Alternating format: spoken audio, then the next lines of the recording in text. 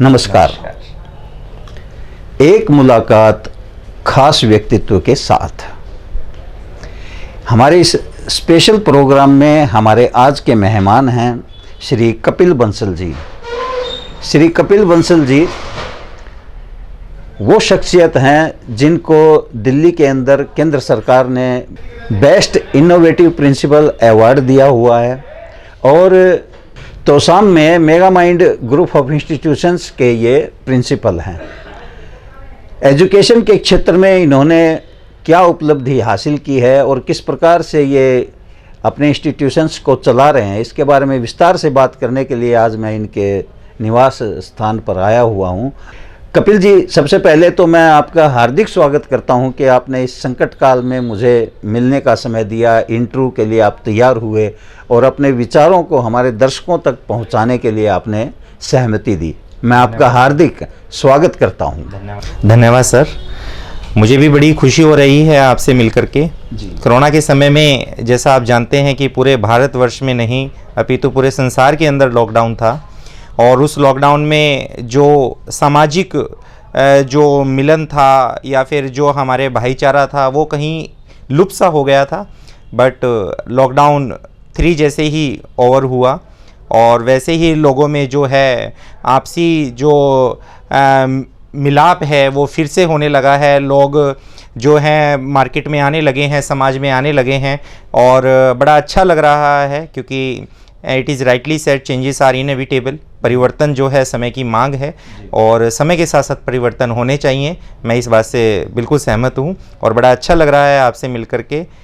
कपिल जी, सबसे पहले तो मैं ये जानना चाहूँगा कि जिस प्रकार से आप mega Mind group of institutions को रन कर रहे हैं, हमारा जो अब तक का 10वीं का 12वीं का रिजल्ट्स कैसा रहा और आप अपने बच्चों को किस प्रकार से तैयार करते हैं कि वो बेस्ट से बेस्ट रिजल्ट दे सकें? मेगा माइंड का जो 2019 और 20 का जो बोर्ड रिजल्ट है वो हर बार की तरह अब की बार भी बहुत शानदार रहा है। पिछले 3 सालों से हम लगातार जो है तोशाम ब्लॉक को टॉप कर रहे हैं 10th और 12th में और मुझे बेहद खुशी हो रही है यह बताते हुए कि अब की बार भी ब्लॉक तोशाम में 10th बोर्ड का जो टॉपर है वो mega Mind group of institution से है और 12th का जो टॉपर है, ब्लॉक टॉपर है, वो भी mega Mind group of institution से है। और एक छोटे से ब्लॉक में जब हम इतना बेहतरीन प्रदर्शन देखते हैं विद्यार्थियों का तो बड़ा आनंद आता है, बड़ा अच्छा लगता है।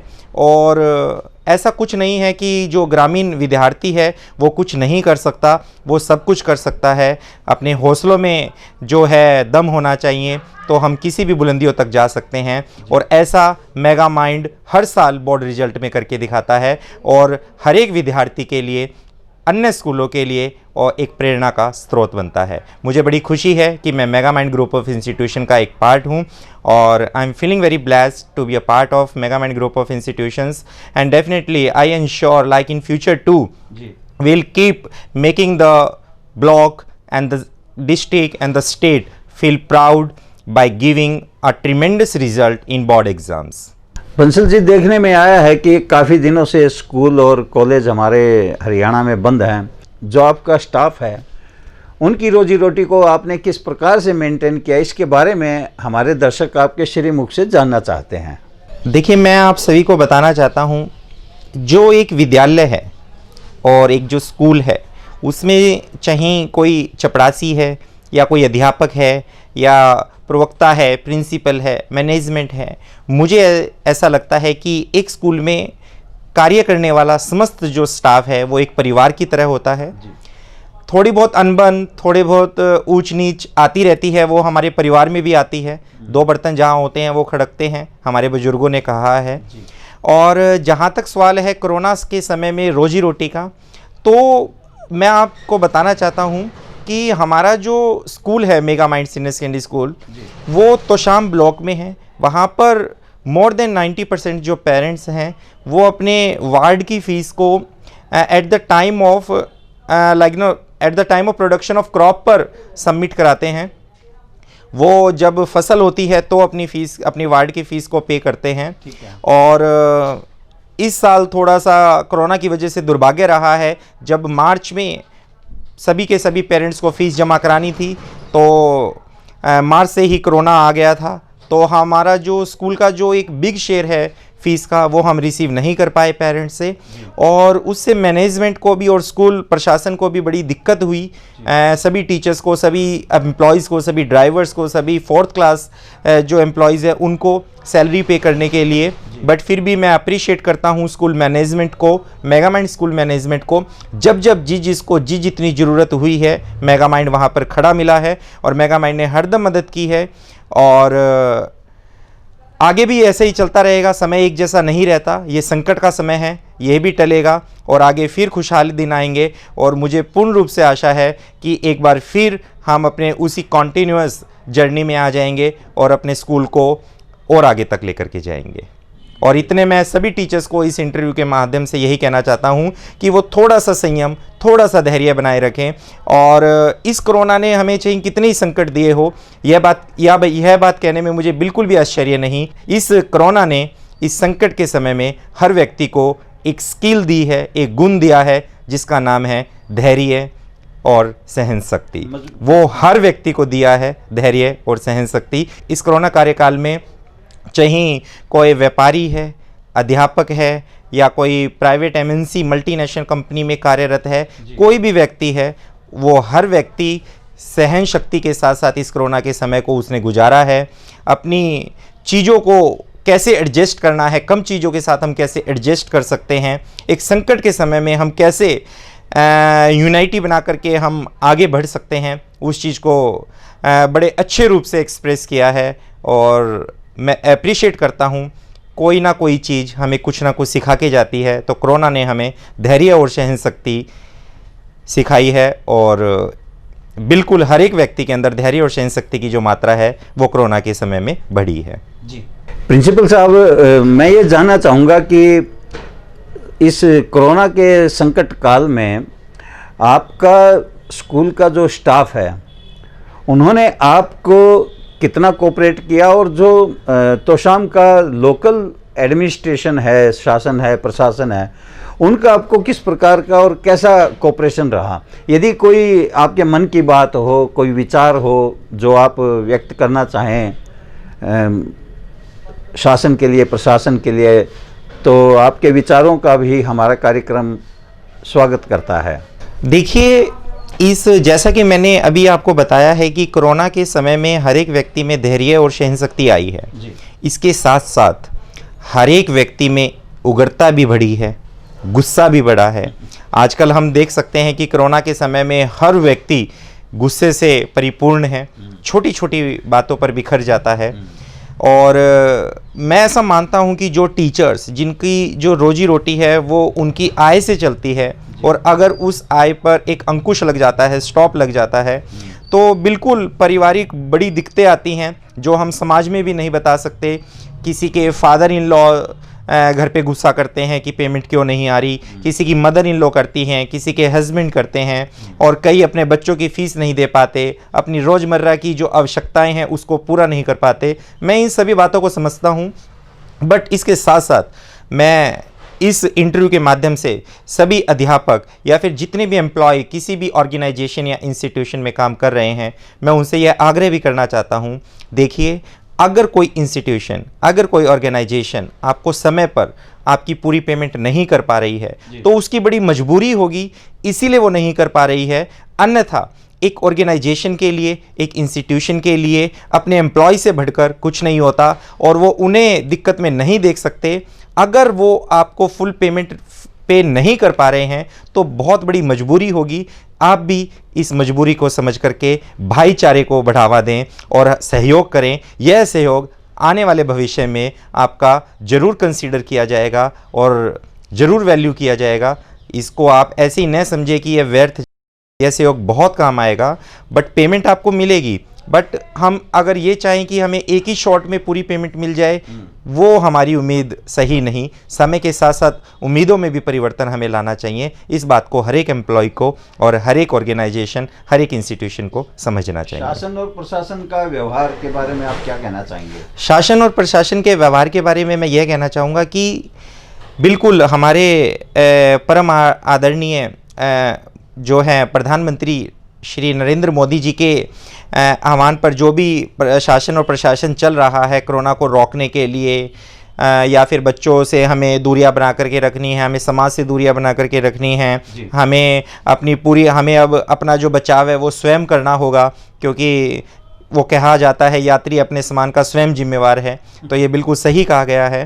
तो हमें खुद को बचाव करना है। शासन और प्रशासन ने हमें बहुत कोऑपरेट किया है, मैं बिल्कुल भी मना नहीं करूँगा। जब जब हमें शासन और प्रशासन की ज़रूरत हुई है और शासन प्रशासन ने हमारा पूरा कोऑपरेशन हमें दिया है और पूरा कोऑपरेट किया है हमें, और मुझे आशा है कि आगे भी शासन और प्रशासन जो भी है, सरकार है, वो इस कोरोना के संकट काल में हमारी मदद करता रहेगा, न केवल हमारी बल्कि हर एक व्यक्ति की, क्योंकि यह उनका परम कर्तव्य है कि समाज की सेवा करना। बंसल जी, हर आदमी का ये लक्ष्य होता है कि यदि उसे मौका मिले तो वो पता नहीं क्या करके दिखा दे। आज आप mega Mind group of institutions के प्रिंसिपल हैं और आपको एक अवसर मिला है कुछ करके दिखाने का। तो आने वाले समय में जब सरकार की तरफ से हरी झंडी दिखाई जाएगी और आपके स्कूल और कॉलेज इलाके के खुलेंगे, तो मैं ये जानना चाहता हूँ कि आपने उसके लिए क्या तैयारी कर रखी है। हमारे दर्शकों को यदि आप बताएं कि भी किस प्रकार से उनका बच्चा आपके स्कूल में जो है सुरक्षित रहेगा, सुरक्षा की दृष्टि से उसको सुरक्षित रखते हुए एजुकेशन आप प्रदान करेंगे, इनको लेकर के आपकी क्या प्लानिंग है? आपने कुछ सोच रखा हो, कुछ आपका आइडिया हो, तो मैं चाहूँगा वो आप ज़रूर हमारे इस कार्यक्रम में शेयर करें। देखिए, आज के समय में हर एक विद्यार्थी, हर एक अध्यापक और हर एक स्कूल मैनेजमेंट सिर्फ यही इंतज़ार कर रही है कि कब स्कूल रीओपन होंगे, बट उसके साथ साथ हमें सेफ्टी मेजर्स का भी ध्यान रखना है। आज मैं एक इंस्टीट्यूशन का एक पार्ट होने के नाते मैं कई बार ये सोचता हूँ कि अगर इंस्टीट्यूशंस खुल गए, अगर स्कूल्स खुल गए और पेरेंट्स ने एक विश्वास के ऊपर अगर अपने बच्चों को स्कूल में भेजा, भगवान ना करे दुर्भाग्यवश किसी भी बच्चे को कोई भी संक्रमण हो जाता है, तो उसका जो जिम्मेवार है वो सिर्फ स्कूल होगा। CBSE central board of school education शुरू से ही इस बात पर दबाव डालता आया है कि स्कूल टोटली सैनिटाइज होना चाहिए। स्कूल में जो क्लीनिनेस है वो बहुत मतलब कि अच्छे पैमाने पर होनी चाहिए, हर चीज़ क्लीन होनी चाहिए, हर चीज़ सैनिटाइज होनी चाहिए। बट इस कोरोना ने क्या किया कि हर एक का माइंडसेट बिल्कुल चेंज कर दिया है। अब जो बच्चे पहले अपने आप को सैनिटाइज नहीं करके रखते थे, गंदगी से नहीं डरते थे, अब उन्होंने उनसे डरना शुरू कर दिया है कि कहीं हमें कोरोना न हो जाए। तो ऐसी बात नहीं है कि केवल स्कूल प्रयास करेगा, ये अकेला प्रयास स्कूल का नहीं, ये प्रयास हर एक व्यक्ति का है, क्योंकि जो ये कोरोना का जो सवाल है वो केवल एक इंडिविजुअल बॉडी का नहीं है, वो हर एक इंडिविजुअल बॉडी का है और हर एक को अपना बचाव करना चाहिए। अब कोई बच्चे अगर मान लो स्कूल में भी आ रहे हैं, मैं 2nd 3rd क्लास तक तो मैं प्राइमरी बच्चों की बात नहीं कर रहा, क्योंकि प्राइमरी बच्चों को इतनी समझ नहीं होती है कि हमें क्या करना है क्या नहीं करना है। उसमें तो मैं यही कहूँगा कि मदर कंसेप्ट जो हम स्कूल अडॉप्ट करते हैं, वहाँ पर जो टीचर्स हैं उनको ही बड़ी बारीकी से ध्यान रखना पड़ेगा कि बच्चे जो हैं अपने आप को सेपरेट करें, अपने आप में ग्रुपरिज्म नहीं करें, ग्रुप में नहीं बैठें और अपने आप को सैनिटाइज करके रखें। तो वहाँ पे तो जो टीचर्स हैं वो एक मदर से भी बढ़ कर के रोल प्ले करेंगी स्कूल के अंदर।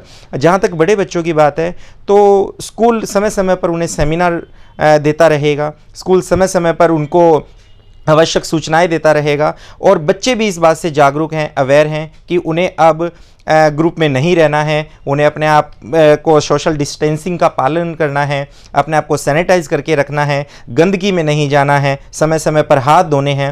तो मेरा ऐसा मानना है कि स्कूल को भी मेहनत करनी पड़ेगी, बच्चों को भी मेहनत करनी पड़ेगी और साथ साथ अभिभावकों को भी मेहनत करनी पड़ेगी, तभी हम इस कोरोना से जो है विजयी पा सकते हैं। बंसल जी, आप एक प्रिंसिपल हैं और इतने बड़े इंस्टीट्यूशंस को आप संभालते हैं। मैं ये जानना चाहता हूँ कि ये जो संकट काल चल रहा है कोरोना का, इसको लेकर के आपका टोटल जो अनुभव है वो कैसा रहा है?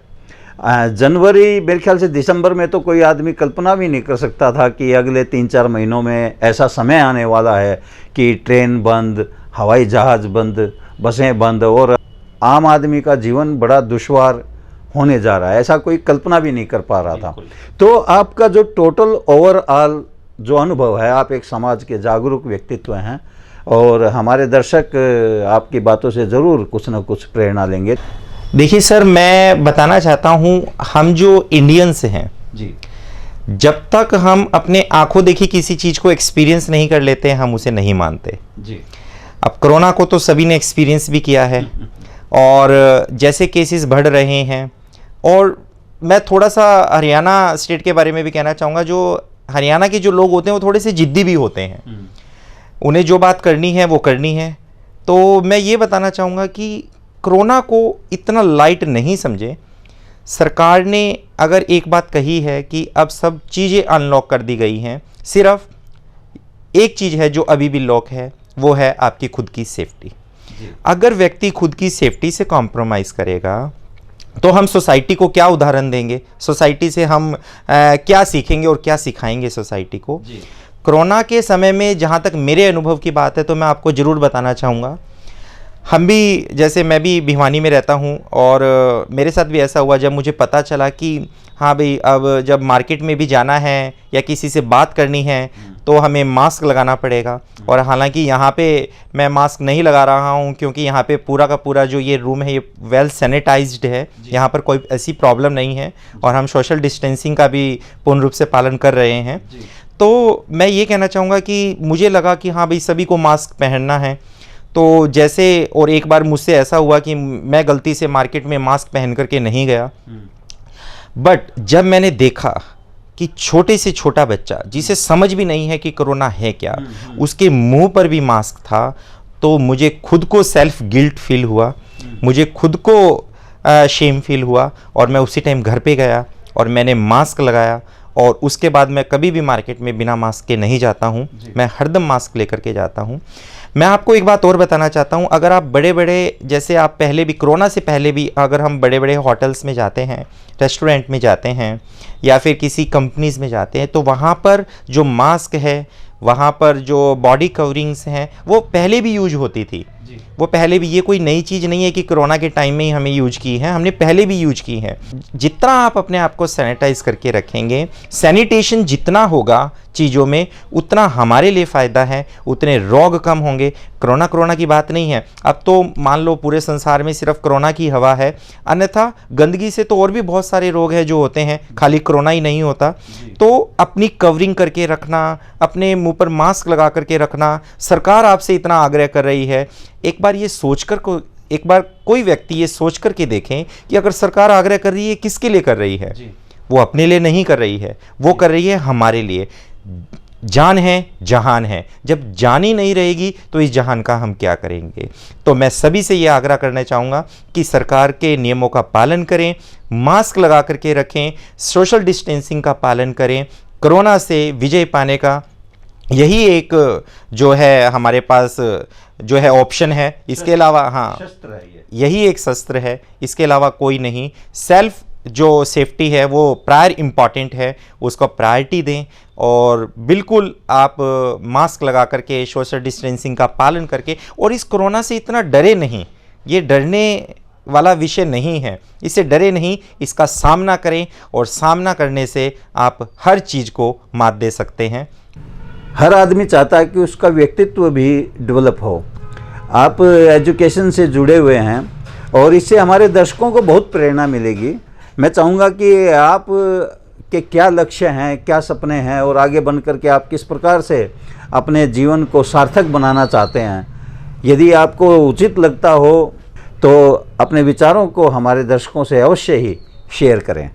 बिल्कुल सर, मैं ऐसा मानता हूँ कि लर्निंग हैज नो एज बार, सीखने की कोई सीमा नहीं होती, किसी कार्य को करने की कोई सीमा नहीं होती।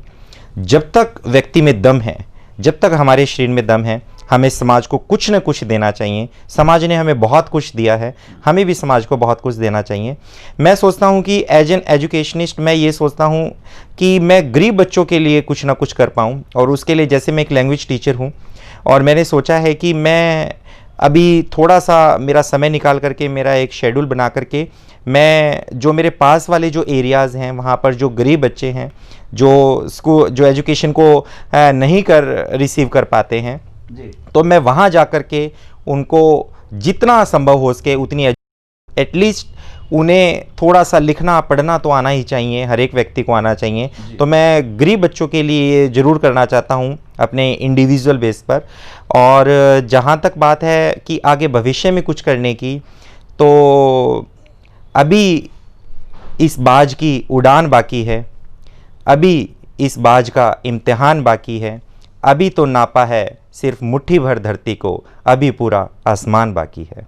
Kapil ji, WIF media registered अपने सभी चैनल्स, खास तौर से इंडिया मोबाइल न्यूज़ की तरफ से आपके सुखद भविष्य के लिए शुभकामनाएं प्रदान करता है, और प्रभु से हम प्रार्थना करते हैं कि आप दिन दूनी रात चौगुनी उन्नति करें, तरक्की करें।